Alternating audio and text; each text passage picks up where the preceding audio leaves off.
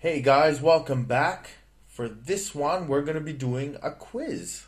We're going to test out your skills with this a little bit harder than what we did in the lectures, but I reckon you guys can handle it. You're pretty good.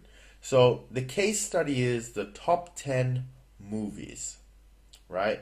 Your job is to clean up this data according to the tasks and instructions, which I'm going to go through in a second, right? So here is the case study down here. What you will need to do is complete these 11 tasks. Okay, you need to give it a new, you need to fill in the table heading. You need to use the fill handle, the wrap text. You'll be adjusting the column widths, applying some bold formatting. We'll be doing some calculations, as you can see here, some text alignment, and then finally some word art. I know you guys can do it. If you're not sure, if you have questions on some of them, check out some of the previous lectures and see if you can figure it out. Alright guys, good luck.